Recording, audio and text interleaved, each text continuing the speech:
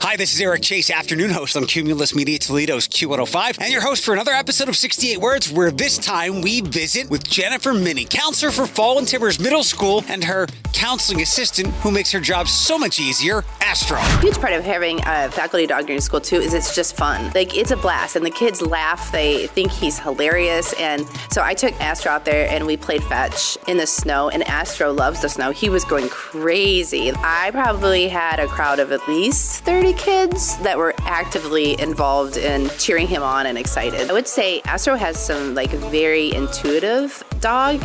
He knows when people need them, and he'll walk right up to them and just put his head on their lap. I will give the Ability Center a lot of accolades there. I don't think I would be as excited about having a dog in the school if the dog was not trained as well as Astro. Really, I don't have to do much besides kind of keep up on the commands here and there. He knows them so well, and he is so well trained. People, places, and spaces doing disability differently, sharing first-hand experience in our podcast. Inspired by the 68 words that sparked the disability rights movement, learn where it started and what's next. Hi, my name is Stuart James, and I'm the Executive Director here at the Ability Center, and welcome to 68 Words. I would like to welcome Jennifer Minnie. Did I pronounce the last name correctly? Yes. Welcome to another edition of 68 Words. Have you heard good things about our podcast, hopefully? Yes, thank you for having me. Of course. This is the first episode where we've had two guests before, but none who usually... Well, maybe some of the humans bark, but would you like to introduce who is also here with us? Astro is our school faculty dog at Fallen Timbers Middle School. You're what is called a handler here with the Ability Center, right? Yes, yep. Tell me, I am truly a novice with all of that. Tell me all about what a handler is and how you got involved. So we got word about 2 years ago that we were the next school up to get a dog. So we had to pretty quickly decide who was going to have Astro at their house and who was going to be trained and things like that. Can I go backwards for a moment? Yep. You said next school up to get a dog. Walk me back to the very beginning of that. Okay. So about 2 years before that, we had done an application to get a school faculty dog. So with part of that application process, they do let you know it's going to be probably 3 to 5 years, I think. And so we did get up to the top of the list a little bit quicker. Probably had something to do with COVID, I'm guessing. But we were really surprised it was right at the end of the school year. Let me go back again. What was the impetus behind wanting a school faculty dog? So at Anthony Wayne, we have a large emphasis on improving students' mental health. And our 3 elementary schools, Waterville, White House, and Montclova, all have a faculty dog. So the kids really love the dogs there, and they do some pretty neat things. So we just thought it would be a great continuation for our students, because we're a 5-6 building, and the students, in 4th grade jump over to our building. So we thought it'd be a great continuation of that service, and honestly, it has been wonderful. We'll talk a little bit more about the interactions with the kids and the staff. Tell me more about your story. We can jump back to nearly the present and the arrival of Astro.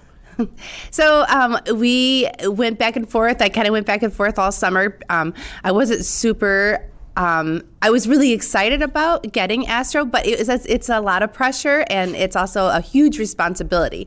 This isn't your family dog. It's the whole school's dog, all these kids. So you have 600, we have 650 kids that are all, depending on me to care for Astro the best that we can. I did in the end decide to be the one that took Astro home. So he comes home with me every day. But I will say that our staff at Fallen Timbers is so supportive. Last weekend, he went home with Elizabeth Schoenrock, one of our teachers. He goes home with other teachers pretty frequently. So it's really, everybody's really very accommodating for me. So if I have a doctor's appointment or something like that, we'll take Astro. Everybody wants to take Astro. So he could go on vacation every weekend, and if he wanted to. He is obviously very well behaved, so I could see why everybody would want a little bit of a piece of him. Yes. What before Astro came along and before this process began to play out, what is or was your role at school? I'm the school counselor at Fallen Timbers. So I'm with the whole 5th grade and up until last year, half of the 6th grade. This year we hired a new school counselor, so we're both at 1 grade level. It was definitely pre-COVID times. So maybe 2017, 2018, I had the opportunity to be invited, I think with my friends with the Suicide Prevention Coalition, but also NAMI, to speak at the high school for parents one evening. So I commend the entire school district for being slightly ahead of the curve with taking care of everybody's mental health. Oh, thank you. Yeah, I think actually the counselors are the ones that set up that parents' night. We had quite a few different agencies come and kind of have like a mini fair for the parents. Absolutely. It was pretty cool. That it worked was. good. Wow. Thanks for doing that. Let's jump ahead. You made this decision to be Astro's handler. There's training involved with this, correct? Yes, there is. So the summer of 2021, I believe, me and 3 other staff members went to a full week training for Astro. And we learned all about how to care for him, how all the right words to say to get him to do things, and just a lot about like dog language, which was pretty cool for me. That was all new for me, and it was. Tell me a little about that. Just like how their tail is wagging can tell you how they're feeling, and the different postures, how they like might stand or sit, or just like the way their ears are. And when you're a handler for one of these dogs, you really do have to pay attention to their, I guess they would be considered nonverbals. So that you can protect them the best. The things you talked about, the tail wagging, the ears, I'm assuming you were a dog lover before Astro came along, or a dog liker? I was a dog liker for sure. For me, that stuff it seems pretty intuitive, but I've been around dogs since before I could talk and walk. Are there subtle differences that you now know as opposed to what I know? Obviously, like I saw her tail wagging, and it was from me doing the butt rubs. But are there other things that you noticed that an average dog lover like myself doesn't notice? Oh yeah, I learned a ton. I actually would like to go back several dogs of my own and train them like Astro's trained, because he's so well mannered. But I would say like if his tail is sticking straight up and he stops as kind of like in a pointed stance, hold on, because he's about ready to take off. Okay. Yeah. Give me another one, maybe with their face or a head tilt. Like if his ears like kind of pop up a little bit, he's just like interested or like wanting to know more type of thing. He's rolling over. Now, this is Astro's famous stance. He, as soon as somebody starts petting him, he rolls over and lays on his back. Is this for, does he like chest rubs or belly rubs? Are you going to do there we go. Yeah, he likes chest rubs, yep. I'm pretty certain, so I have 2 beagle mixes. My older one, Diddy, who he's about 13 years old, but you'd never know. I'm so thankful every day that they both age really well. Diddy does this. He will lay on his side as well, like Astro just did, and I'll go, Diddy, you want to do some chest rubs? And then he will assume the same position that Astro is in, although Astro seems to be showing more teeth than Diddy does. I think kids love it when he lays like that because they always think he's smiling. You know, they say, "Oh, Astro's smiling." They think it's hilarious. He's just in a very comfortable state. Yes, he definitely is. So how rigorous was the training that you went through to become his handler? Well, I felt like it was pretty rigorous. It was a learning curve because I had never done any of that type of training. So I will say, like, you definitely, you had to pay attention. And I would say I was taking him home with me. So that was a lot of added pressure. It was, and the day that I took him home, actually, it was kind of like taking a baby home. Yeah. It was really nervous. I didn't expect to be that nervous. You mentioned that he is more than happy and your coworkers are more than happy to grab him for a day or a couple hours. How trained are they, or how trained do they need to be? Do you have to pass along little nuggets to them? So they all, in order to take him home or to be a handler or to have them in their classroom or be alone with the Astro, they have to complete, I believe, a 3-day training. So it's basically what I did, but a little bit like faster pace. Are you saying that if you left the room right now, you wouldn't trust me with this dog? I don't think I'm allowed to leave him with you if you haven't done the training. Hi, buddy. Yeah, I think he'd be totally fine if you walked out because he'd be getting chest rubs for a half an hour. Yeah, his eyes are rolling to the back of his head right now. He would be fine. We talked about kids.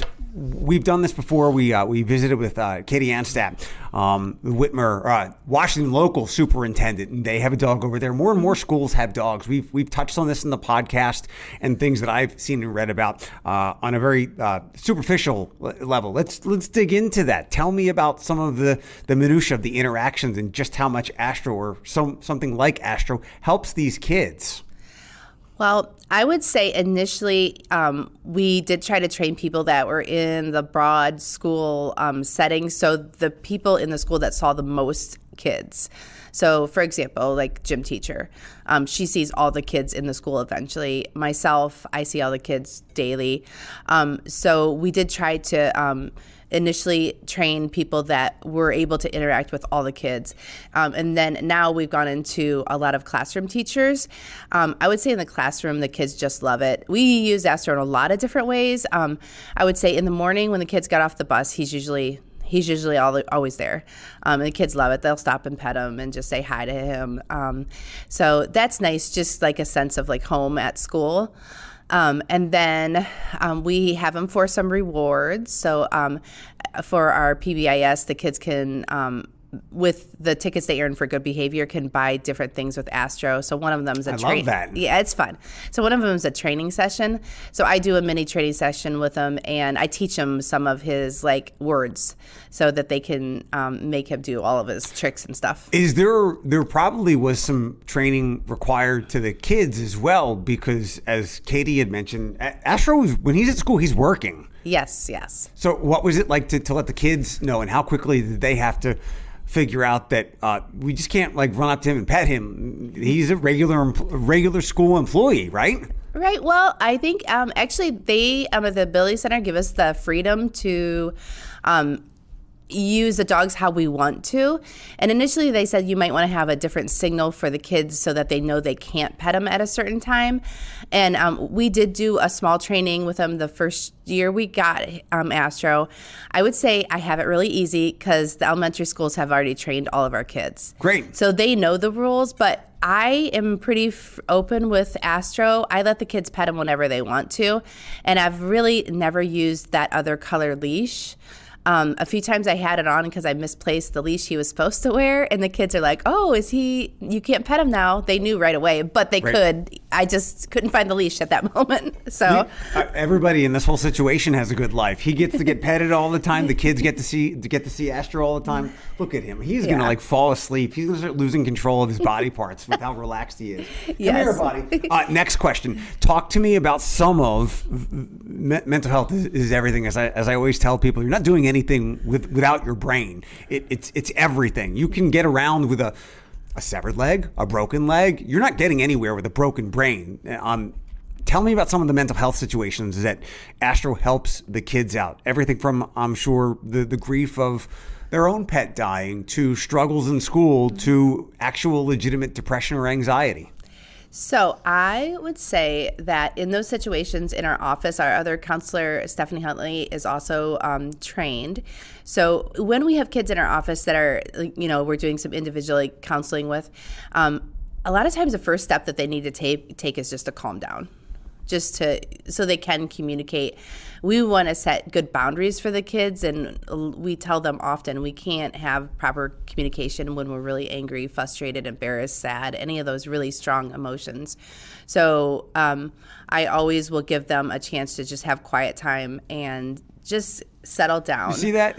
I stopped rubbing his chest. He just put his paw on my knee. He's like, you're not done. I call that pushy paw. He is something. He is something.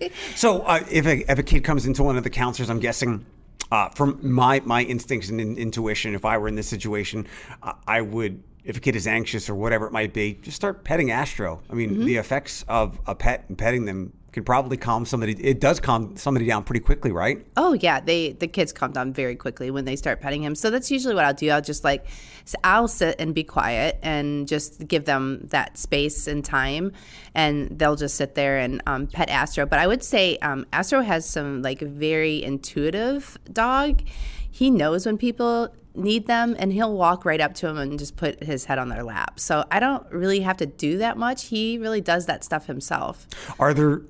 Does he sense the difference between like anxiety where somebody can't sit still, they're shaking a little bit, as opposed to someone who is depressed and they're doing the opposite and just not moving and sulking and they're sad? Can he sense the differences and approach those people differently?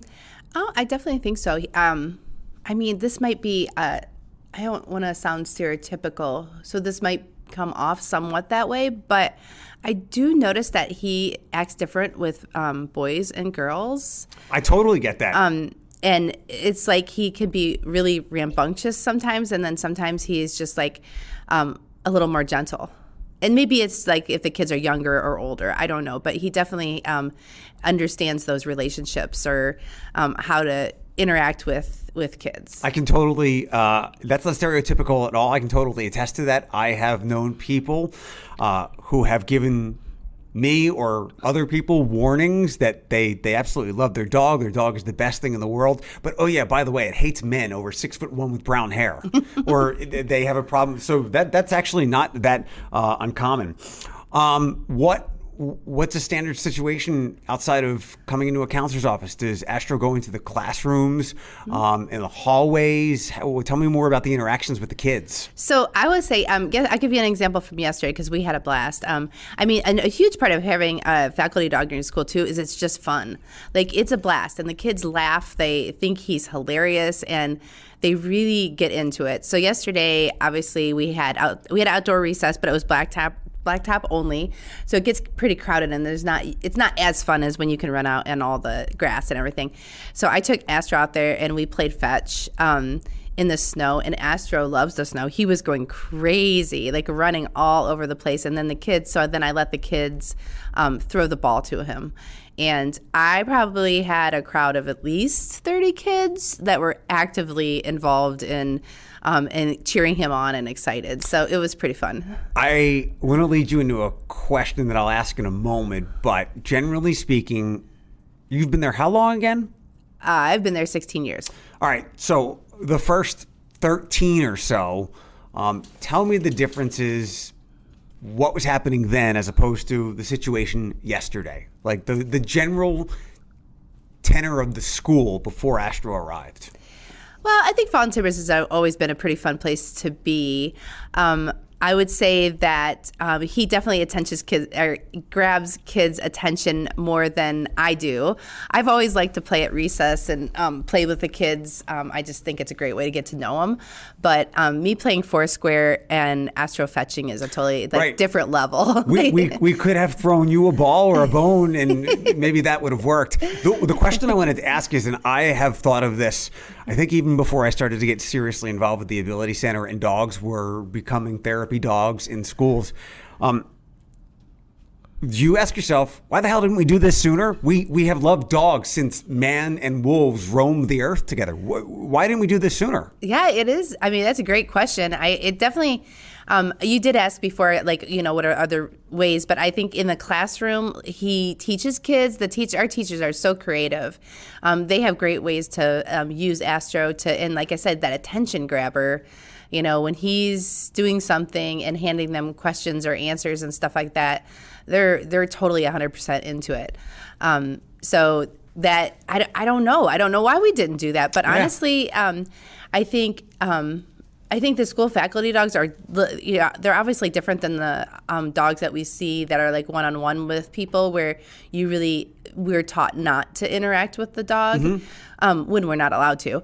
But you really can interact with Astro any moment. So when I'm walking down the hall and there's 60 kids at their lockers, all of them are just turning around and putting their hand on him as he walks by, or getting down and saying Astro, or just laughing and saying, oh, look what he's doing right now. So like they're all very interactive with him. It's like they're a little buddy. Maybe the answer to that question is, well, not all the dogs are trained like Astro or other dogs like that, but we could have easily done that. So again, I'll never stop asking myself the question, and I know we have 20/20 hindsight with everything. And we look back and go, why the hell were we smoking all those years, and blah blah blah. We know better now, and I who knows what the world could have been, how we could have grown up if we had dogs in our schools when we were that age. I will give the Ability Center a lot of accolades there. That I don't think it would be I would be as excited about having a dog in the school if the dog was not trained as well as Astro. Like, really, I don't have to do much besides kind of keep up on the commands here and there. He knows them so well, and he is so well trained. I mean, I think he's like the best. If I'm not mistaken, and again, to answer my own question here, why didn't we do this sooner? I mean, there are some barriers, but they're not things that we can't scale. I think the total number that goes into a dog like Astro or some of his brothers and sisters is like $25,000. Oh yeah. Yes. Another reason to be nervous when you take him home. But you know what? Yeah, exactly. It's like you're driving a small SUV or a small car home with you. Yes. One of the other things is you just talked about he's not like a house dog. How is he different? What's it like talk a little bit about how he is like an employee. It's almost like you're housing an exchange student with you rather than this is the family pet dog. Well, at home he's kind of is like a regular dog. Like he can hop up in the bed and he definitely made himself at home in the bed. I think honestly it's the place he's most comfortable with in the world. And I do have to kick him out every once in a while because he likes to wake me up pretty early. He's big too. I hope you have a big bed. Yes, he gets very comfortable. So and he I'm not obviously when I take him on walks at home. We have another dog, King Charles Cavalier. So I walk them together and I just let him, he's just a normal dog. How big is that dog? He's about maybe like a foot tall. He's pretty small. And his name is King Charles? Oh, no, he's a King Charles Cavalier. Oh, okay. What is that? His name is Calvin. Calvin the Cavalier. Yeah, Calvin. I don't know. It's just a little like maybe a terrier, I guess. You'll have to show me a picture. Yeah, he's super cute. That's funny that you do. So I tether my two dogs because it was just easier than than crisscrossing. Yeah. Your situation is probably a little worse. I'm sure Astro can drag Calvin along. My one dog is 30 some pounds. The other one is like 12. And it's interesting when they both want to go in different directions. Oh yeah. Or when the bigger one sees a rabbit and the little one doesn't and he gets yanked away. I feel so bad, but well, Astro really gets crazy when he sees leaves. Leaves. Yeah, it says something that one of his things like he will go. He's real strong. He will pull you when he sees a leaf. And then Astro, he just gets excited. He's excited the whole time. So. Right. Calvin, I mean. So. This is becoming more prevalent to have therapy dogs or any kind of dog that is well behaved in schools to help kids because it is not hyperbole to say there's a mental health crisis and maybe the epicenter of it. And I say like across the planet now because as I've told people, nobody is better. This was a year ago. Nobody is better with their mental health than they were before the pandemic started. Some people are starting to settle and life is getting a little bit back to normal, but some things have been changed forever. And kids have been hit the hardest for a variety of reasons. Why should there be more Jennifer and Astros in more schools, if not all of them? Well, I feel like it definitely, I have always in my counseling had like activities. I don't think people do great when they're just sitting there talking to each other, like with no distractions.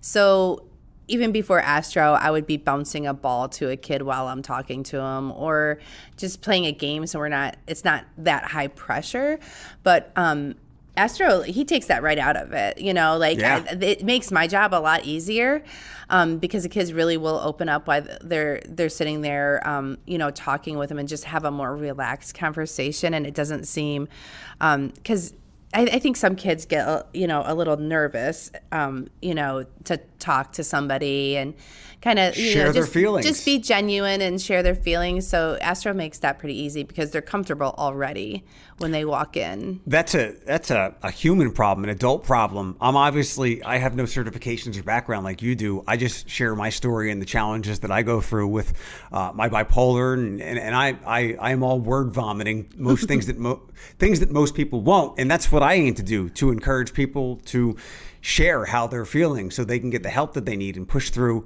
that stigma. And one of the most challenging things as we further combat this mental health crisis is you're depending on people who are broken in a lot of ways, who are obviously coming to therapy or counseling or psychiatry for a reason. They don't feel well mentally, emotionally, psychologically.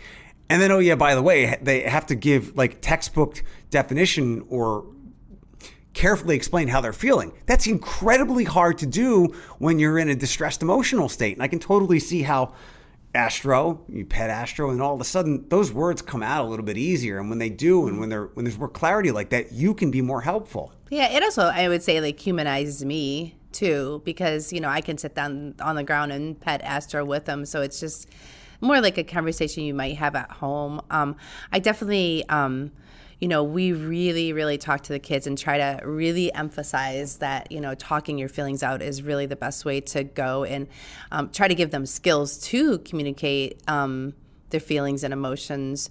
And that is a big emphasis, you know, at our school. We started off this school year with a field day called General's Boot Camp.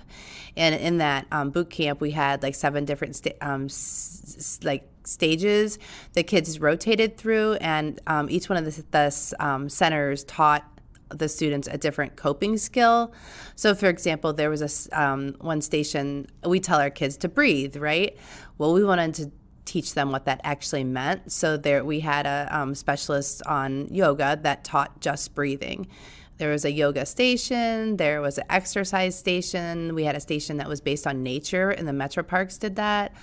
And so we're trying to teach our students, give them the skills. There was also we had several different stations, but not just tell them do this, but also show them how to do it, and then have them like, now you pick what's going to help you the most when you're having really strong feelings. That's a bit of my pet peeve is we kind of throw some catch-alls out there for people who want to address their mental health. You should exercise more. You should try yoga. You should do breathing. You should do whatever it is. And people try it, and sometimes it fails, but I would relate it to when you're working out, when you're in the gym. If your technique isn't right and your form isn't right, it's not going to work out for you. You're not going to get the gains you're aiming for. So as you point out, there actually is a way to breathe so that you can make the most of it, so you can calm down.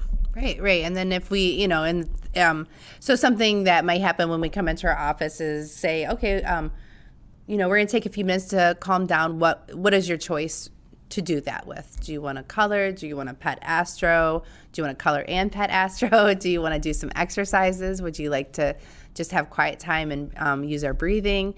And then they can pick, and our students can pick. They're able to say, I want to do this. Thanks for training them to do that. It's imperative that happens. Yeah, I think in the younger ages, it's easier for you know, kids to gain those skills. Sure. So that, you know, when they really are having truly bigger problems. Not that they don't have bigger problems when they're young. They do, for sure. But maybe the problems that they have to handle by themselves more independently, that they can, you know, say, okay, I'm not feeling good. I need to do something, and this is what I'm going to do. And if we're not feeling good, how are we going to be able to concentrate to learn the things that we're taught in school? And I'm glad that we teach this emotional learning now, because as you've illustrated, it's imperative. Yeah, definitely is. If I could go backwards for just 1 second, then we'll wrap up here in a couple minutes with some fun questions. Go back to the Astro taking up the bed part, or waking you up too early. If we were to conduct an experiment, and I think I know the answer to this. If we were to conduct an experiment, and we put Astro in one room with a kid in distress, if we put that a kid with similar distress in another room. And these kids are as identical as they could be. And you ask them, tell me what's going on. And just that, or however you'd open a conversation, you would have to believe that kid, as long as they weren't afraid of dogs, you'd get far more information, and probably you'd be able to be more helpful to the kid in the Astro room than the other kid without Astro, right?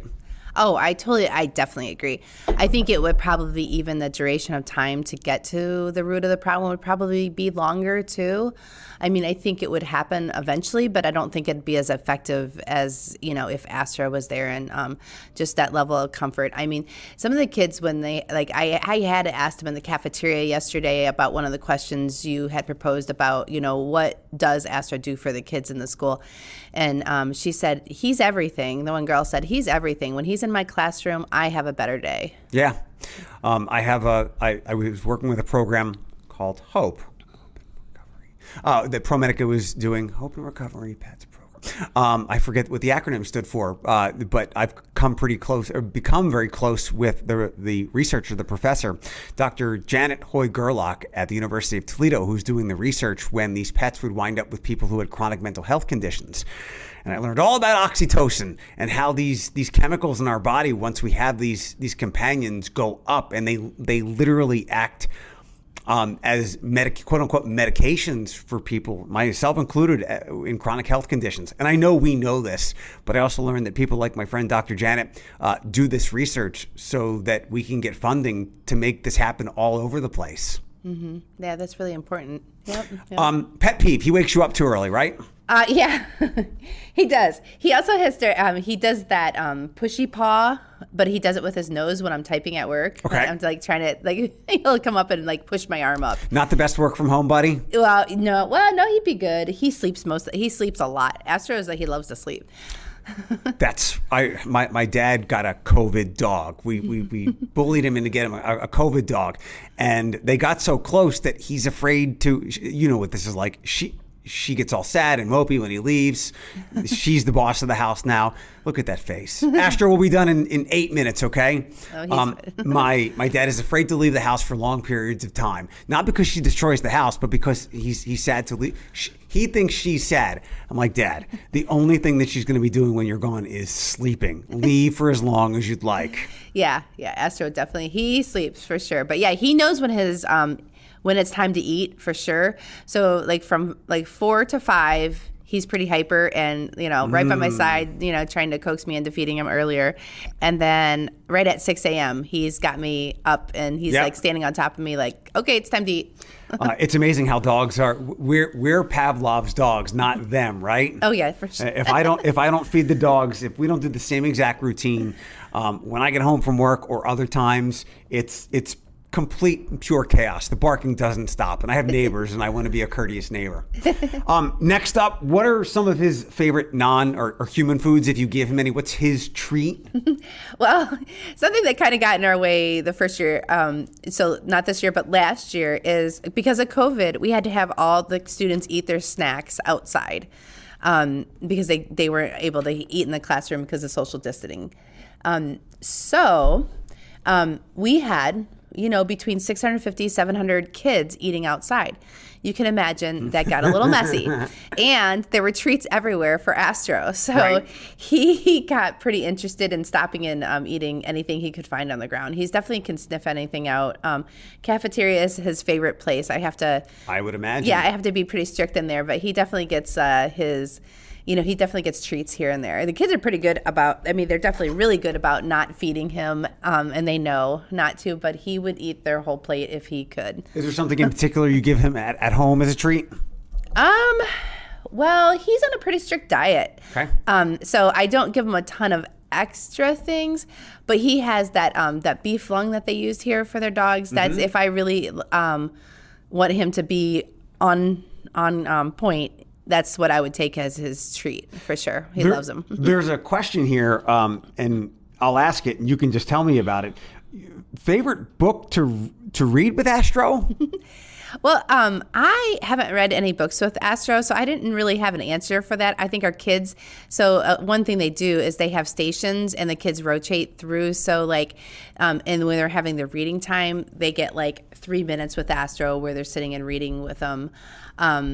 And then they switch and the next kid comes in and they just read to Astro and pet him while they're reading. So got it. Yeah. So I think he likes all books. Do you like all books? Do you like nonfiction? How about novels? Do you like encyclopedias? I'm off the microphone here, but one other something you had brought up, and I just want to mention is another thing that was kind of surprising, and I didn't expect it. I don't think any of us did. Is that Astro is really great for our staff too. Sometimes I'll just have staff members come in my office and they're not really saying hi to me. They're just laying down on the ground and cuddling with Astro. And they all say hi to him. They get excited when he comes by. So I think it brightens all the adults in our building love him too. Absolutely. He's just the star of the show. I don't think I've told this story on the podcast, so I'll tell it here briefly. 2012 was the most painful, agonizing year of my life. I had moved back out to the Midwest in Detroit to take a job. I thought it was going to be great. It was awful. 6 months into the year, into the job, I was a broken person. I was like this close to saying, I'm out of vacation days, I'm out of sick days, I'm just going to not go to work. And I was not medicated at the time. I couldn't find the right therapist. And my dad said, maybe you miss your dog. I had left my dog Jasmine back home in Philadelphia because she was living in a better situation, and I just moved without her. Yes, I know. I'll keep petting you forever. And as any typical kid would be, that advice from my dad, I was like, that's ridiculous. I can barely take care of myself. I can barely get myself to work. You want me to get a dog? And again, as any typical kid, a week later, I had this brilliant idea. I'm like, I'm going to adopt a dog. Went up to this thing called Petapalooza at the Palace of Auburn Hills. I was the first one there. I looked down. There was a crate, and I said, I'm looking for an apartment-sized dog. That one will do. And 11 years later, that's Diddy. And he literally saved my life. And my dad gets to say, I told you so forever and ever and ever, because I thought it was my idea. But that dog literally saved my life. So I can completely relate to the adults coming into your office. You thinking they're there for you, and they're not. They're not. They're there for Astro. Yep. Thanks so much for being on 68 Words. Astro, thank you too. Thank you for having me. This was fun. This is Chief Armstrong with Toledo Fire and Rescue. 68 Words has been a production of the Ability Center, hosted by Cumulus Media's Eric Chase. Engineering provided by Will Mellon and executive produced by Mallory Crooks. If you, your group, organization, or business is interested in hosting a disability awareness experience or have other inquiries, please contact info@abilitycenter.org. Until next time, think differently.